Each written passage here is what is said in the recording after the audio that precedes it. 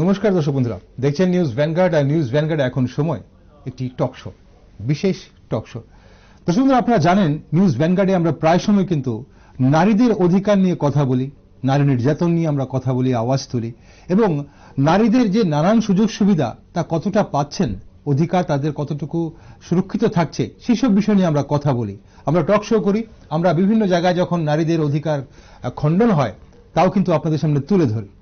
তো আজ আমরা সেই বিষয়ে একটি টক শো নিয়ে আপনাদের সামনে হাজির, নারী অধিকার রক্ষার লড়াই ও সংগঠন। আর আজ আমাদের সঙ্গে একজন বিশেষ অতিথি রয়েছেন সারা ভারত গণতান্ত্রিক নারী সমিতির সাধারণ সম্পাদিকা Mariam Dhawale. Welcome ma'am to our show. Thank you.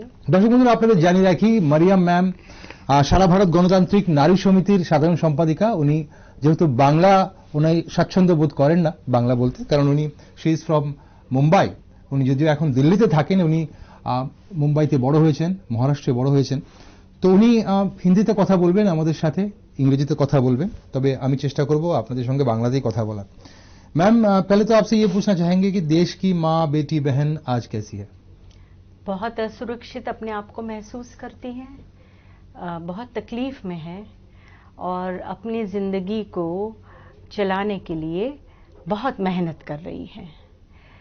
जो आज माहौल है उसकी आर्थिक परिस्थिति भी ठीक नहीं है और सामाजिक परिस्थिति भी ठीक नहीं है, तो बड़ी मुसीबतों का आज सामना करना पड़ रहा है औरतों को।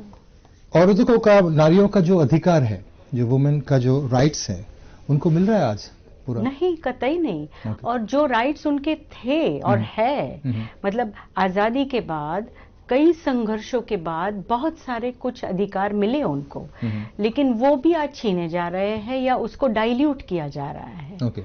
तो ये एक बड़ी चैलेंजिंग आज बात हो गई है कि जो कमाया हमने संघर्षों की वजह से वो भी हाथ से निकलने का आज बहुत बड़ा डर पैदा हुआ है।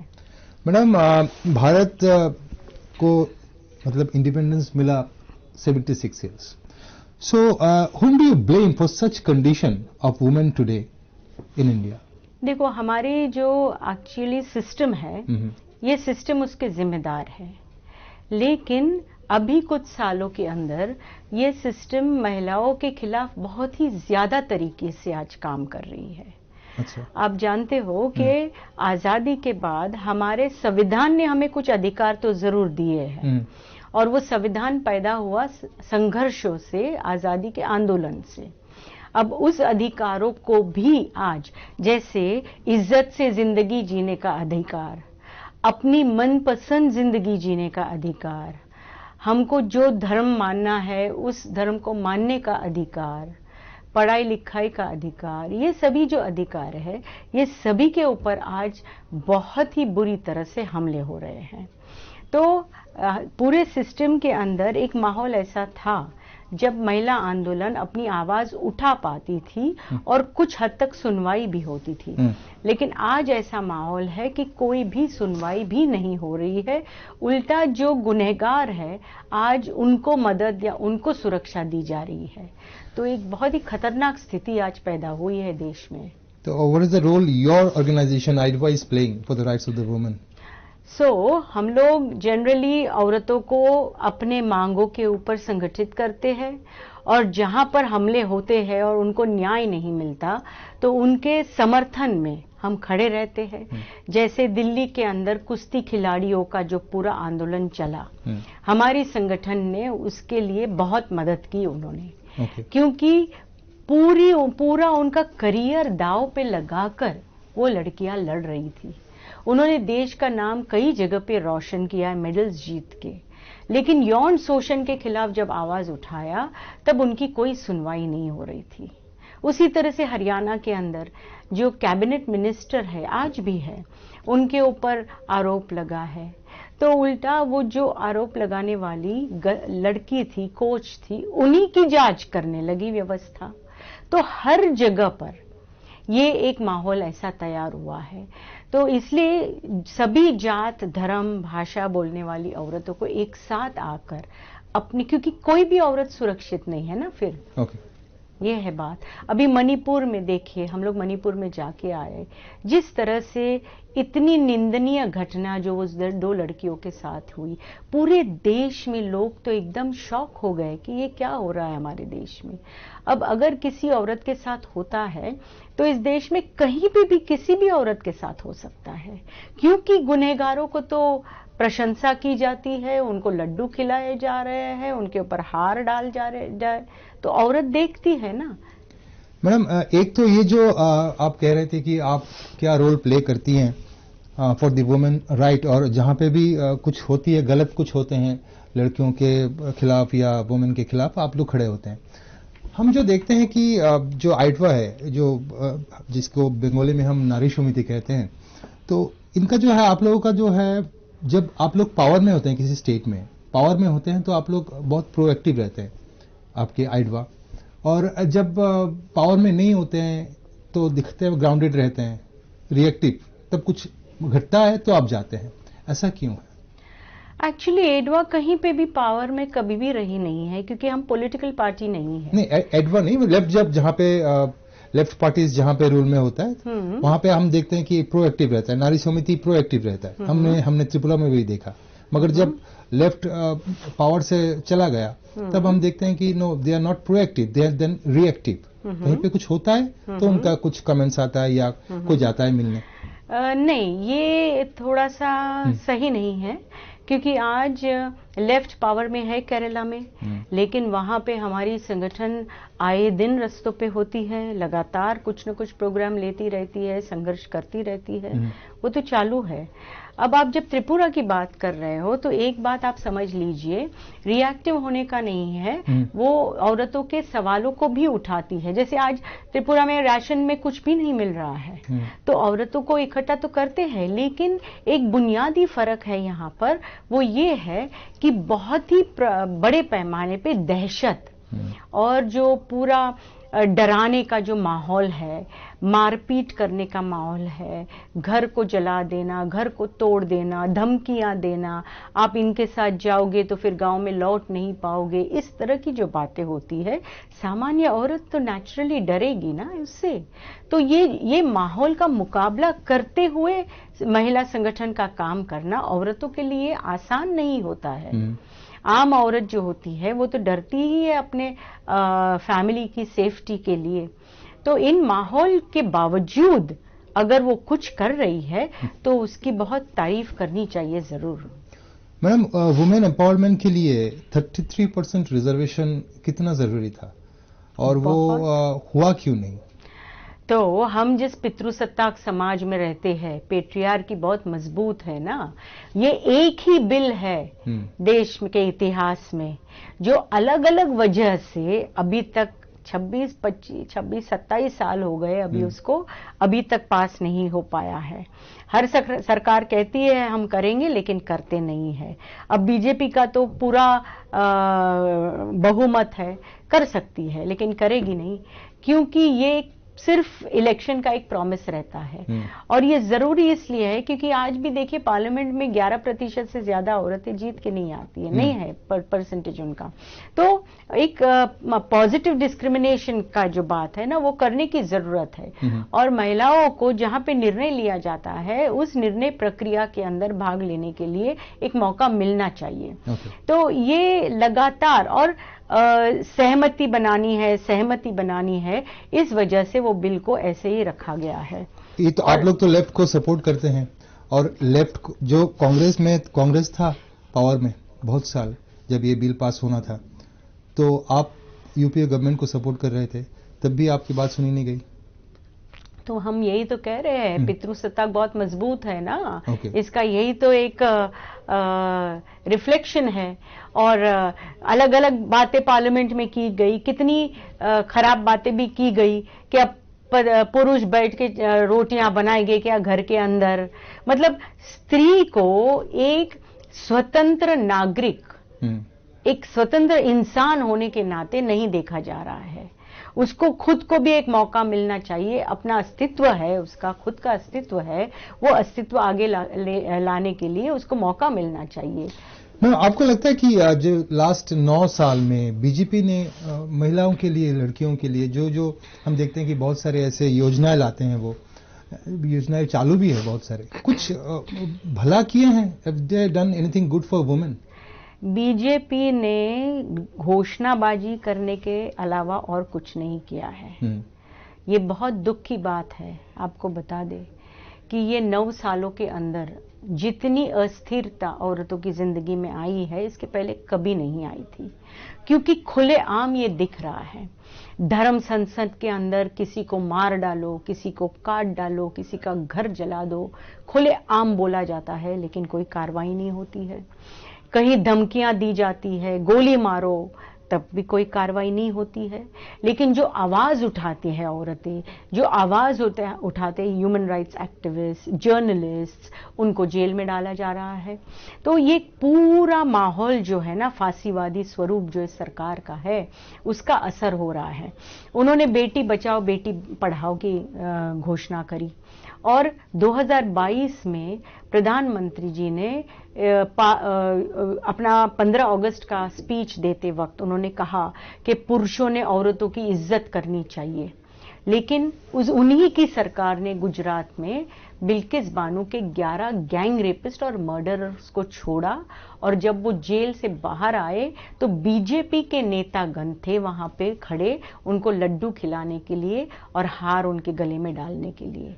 तो आप क्या संदेशा देते हो देश के अंदर? अभी सुप्रीम कोर्ट में केस चालू है, हमारी संगठन उस केस में एक पार्टी है। तो ये एक पूरा जो बोलने का जो एक तरीका होता है। अभी मणिपुर में जो हुआ, बीजेपी के चीफ मिनिस्टर ने क्या कहा, बीरेन सिंह ने आजादी के दिन 15 अगस्त के भाषण में उन्होंने क्या, जो हुआ सो हुआ, अभी आप सब कुछ भूल जाओ और माफ कर दो। वो 2 लड़कियों के साथ जिस तरह से बेरहमी से उनका पूरा परेड किया गया, उसके साथ में सामूहिक बलात्कार हुआ, उनको आप कह रहे हो अब भूल जाओ और माफ करो। 7 साल का बच्चा जोशुआ का जिंदा जलाया गया, उसको आप कह रहे हो भूल जाओ और माफ करो। इसका मतलब आप गुनहगारों के साथ हो। आपने अभी तक किसी को अरेस्ट नहीं किया है, 3-3.5 महीने हो गए, और आप कह रहे हो भूल जाओ और माफ करो। क्या संदेशा दे रहे हो आप देश के लोगों को? तो पिछले 9 साल से आप कह रहे हैं कि पिछले 9 साल से बीजेपी या जो बीजेपी का जो गवर्नमेंट है, उन्होंने लड़कियों के लिए, महिलाओं के लिए कुछ भला तो किया नहीं। अभी वो लोग कहते हैं कि जो मुस्लिम महिलाएं हैं वो उनके सपोर्टर हैं, क्योंकि जो ट्रिपल तलाक के जो लॉ पास किए उन्होंने, तो अभी मुस्लिम जो महिलाएं हैं उनका भला हुआ है। So do you support this bill या this law, not bill, this law? हमारा संगठन का कहना था वो बिल एक तरह से एक स्टेप पीछे था। अच्छा, क्यों? क्योंकि सबसे पहले तो सुप्रीम कोर्ट ने ऑलरेडी ये कह दिया था कि ये 3 तलाक जायज नहीं है, तो बिल लाने की जरूरत ही नहीं थी, ऑलरेडी वो हो गया था क्लियर। अब जब बिल लाया तो महिला संगठनें जो कह रही थी उसकी आपने बात नहीं मानी। आप एक सेक्शन के लोगों को, एक जो सिविल गुनाह है उसको आप क्रिमिनल बना दिए हो। सिविल गुनाह है ना, डाइवोर्स और मैरिज और ये सब सिविल राइट्स के अंदर आता है। प्रोसेस जो था वो 3 बार बोलने से प्रोसेस हो जाता है। नहीं, उसके अगेंस्ट में लॉ है ना? नहीं, लेकिन वो तो मान्य ही नहीं ना, वो मान्य ही नहीं किया सुप्रीम कोर्ट ने। और उसके अंदर, उस बिल के अंदर हमने हमेशा किया है कि जब भी कोई डाइवोर्स का बात आता है या कुछ आता है तो मेंटेनेंस मिलना चाहिए उस औरत को, और उसका वही स्टैंडर्ड होना चाहिए जो शादी के टाइम पे हुआ था। लेकिन इस बिल के अंदर सब्सिस्टेंस अलाउंस है, मेंटेनेंस नहीं है। मतलब जितना जरूरत है उसको जिंदा रहने के लिए उतना ही देना चाहिए और ज्यादा नहीं देना चाहिए। तो एक स्टेप बैक है वो। मतलब अगर वो अच्छी तरह से जिंदगी जी रही थी, उतना अच्छी तरह से जीने का उसको अधिकार नहीं है। दूसरी बात इसमें देखिए, ये जिस तरह से ये डाइवोर्स और डिजर्शन और ये एक कम्युनिटी के लोगों को आप क्रिमिनलाइज कर रहे हो, और बाकी की कम्युनिटी के लोगों का क्या होगा? क्योंकि ऐसा नहीं है कि हिंदू औरतों का परेशानी नहीं होता है। नहीं, वो तो है, डिवोर्स उन लोगों में, मुस्लिम में डिवोर्स नहीं होता है, ऐसा तो नहीं है, मगर डिवोर्स का जो तरीका था वो 3 तलाक बोलने से ही तलाक हो जाता था उन लोगों से, वो क्राइम है ना। अभी डिवोर्स तो उनमें भी होता होगा। सो अभी होता है, हिंदू में भी होता है, मुस्लिम में भी होता है, क्रिश्चियन में भी होता है, हाँ। मगर वो according to law, according to process होगा जी। Okay madam, let us come to Tripura. तो you have been in Tripura maybe for the 3 to 4 times, 3-4 बार आ चुके हैं ना त्रिपुरा में। त्रिपुरा में आज महिलाएं कितने सेफ है और उनका अधिकार कितना सुरक्षित है त्रिपुरा में? नहीं, तो यही तो हम बताए ना, त्रिपुरा में आज जिस तरह से दहशत चल रहा है ना, बलात्कार का प्रमाण बहुत ही ज्यादा बढ़ गया है। यंग लड़कियों को उठा के लेके जाते हैं, बलात्कार होता है उनका। अभी तक हमने एक केस हैंडल किया है, उसका अभी तक हम कोशिश कर रहे हैं कि आप भी हमको अगर दिलवा सको तो दीजिए मंत्री का या सेक्रेटरी का अपॉइंटमेंट। हम कोशिश कर रहे हैं मिलने के लिए, क्योंकि अभी तक किसी भी विक्टिम को निर्भया का रिहैबिलिटेशन फंड नहीं दिया गया है। और यहाँ पे खुलेआम मुख्यमंत्री कहते हैं हम किसी को रिहैबिलिटेशन का निर्भया फंड नहीं दे सकते हैं। क्यों भाई? पूरे देश के अंदर है, यहाँ पे क्यों नहीं? उसका रिहैबिलिटेशन करना जरूरी है विक्टिम ऑफ वायलेंस का, लेकिन वो नहीं कर रहे हैं। और किसी भी औरत को कहीं पे भी कुछ भी हो सकता है, ये हालात है आज त्रिपुरा के अंदर। मैम, आपसे एक चीज मुझे पता नहीं है कि आपको पता है कि नहीं, 1993, इट वॉज 1993, 1988 से 1993 तक त्रिपुरा में कांग्रेस और TUJS का रूल था, वो अलायंस गवर्नमेंट था तब। तो 93 में जब इलेक्शन होना था, तो उससे पहले हम लोग देखें कि CPI में एक बुकलेट उन्होंने रिलीज किया था, जिसमें list of almost more than 500 women थे जिसके ऊपर क्राइम हुआ लास्ट 5 साल में। ऐसे ऐसे लिस्ट बनाया गया था। तो उसका मतलब तब CPM जो है या लेफ्ट पार्टीज जो हैं, they are very much aggressive about this type of, मतलब ये जो क्या कहते हैं इसको लाने में, सबके सामने लाने में, ये हुआ है लास्ट 5 साल में। मगर आज जब आप जो कह रहे हैं कि आज इतने क्राइम्स हो रहे हैं, मगर आज तो हम देखते नहीं है कि लेफ्ट पार्टीज कुछ ऐसी किताब लाते हैं या कुछ मतलब स्टैटिस्टिक्स सामने लाते हैं। कुछ जरूर लाते हैं, मैं कह दूंगी उनको आपको पहुंचाने के लिए जरूर लाते हैं। किताब लिखी भी गई है, त्रिपुरा के अंदर जो हुआ है उसके बारे में हमारे पास भी है दिल्ली में वो किताब, हम आपको भेज देंगे। और जरूर हम बात करते हैं इसके बारे में। और ऐसा है, देखिए, कभी भी कोई माहौल कभी किसी के जमाने में बिगड़ा है और अभी जो हो रहा है, तो परिस्थिति थोड़ी अलग है। इन द सेंस यहाँ पर आज जिस तरह से दहशत, आप देखिए, आप ट्राइबल इलाके में जाइए, आप कोई माइनॉरिटी इलाके में जाइए, वहां देखिए RSS के लोग क्या कर रहे हैं। बहुत ही बुरी तरह से वो लोगों को डरा के रखे। अभी आपका बाई इलेक्शन है, उस बाई इलेक्शन के अंदर भी आप जाके देखिए, पुलिस का इस्तेमाल हो रहा है लोगों को डराने के लिए। ये हकीकत है। यही मैं पूछना चाह रहा था आपसे कि आपको क्या लगता है कि तब जो था 500+ लिस्ट निकला था 5 साल में, कितने कितने औरतों के ऊपर क्राइम हुए हैं, मेजर क्राइम हुए हैं, उन लोगों का लिस्ट निकला था। तो आज तो ऐसा लिस्ट निकलता नहीं है। तो हालात अब बेहतर है या तब बेहतर था? हालात तब बदतर था या आज बदतर है? दोनों टाइम बदतर था। जब भी हमला होता है ना लोगों के ऊपर, वो बदतर ही होता है। वो तो आप उसकी डिग्रीज का, क्योंकि इंसान जब मुसीबत में है तो उसका डिग्रीज आप नहीं गिन सकते हो कि ये 10% कम है या 5% कम है। नहीं, हम इसलिए पूछ रहे हैं क्योंकि लोग क्या देख रहे हैं कि तब 1988 से लेके 1993 तक जब कांग्रेस और TUJS का गवर्नमेंट था, तो तब भी ऐसा हुआ था। और उसी कांग्रेस के साथ आज left government, left parties alliance में है। और हम जब नेशनल लेवल में भी देख रहे हैं, इंडिया अलायंस हम देख रहे हैं कि एक साथ में है। तो अभी लोग क्या सोचेंगे कि तब क्या प्रॉब्लम हुआ था, वो सब प्रॉब्लम भूल जाए अभी? नहीं, देखिए, अलायंस नहीं है, पहले तो एक क्लियर कर दूं मैं। एक अलायंस नहीं है, लेकिन आज देश के सामने एक ऐसी ताकत बैठी है सत्ता में जो इस देश का कॉन्स्टिट्यूशन को नहीं मानती है।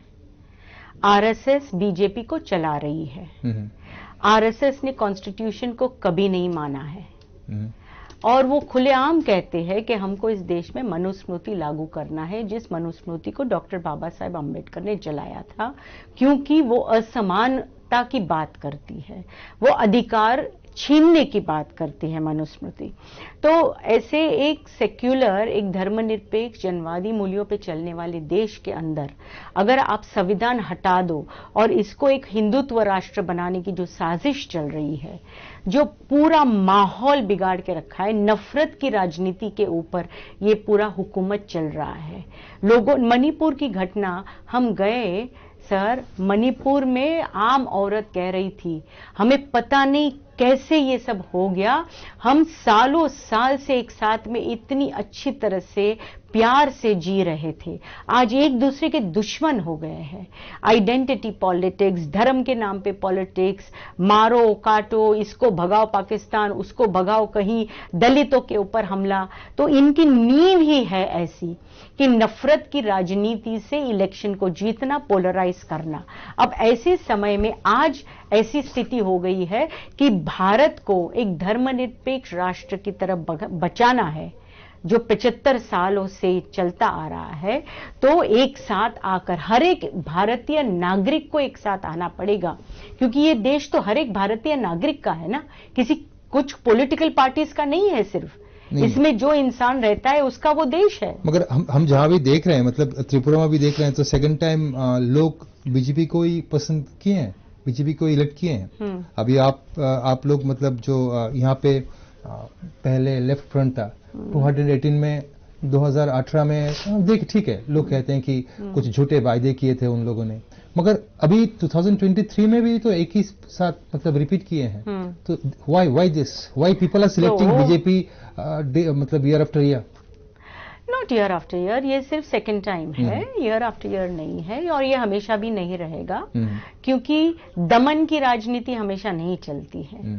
तो अभी क्या है, जिस तरह से इलेक्शन चलता है, जिस तरह से इलेक्शन का माहौल हुआ, कई जगह पे लोगों को वोट करने नहीं दिया गया, कैंडिडेट्स को डराया गया।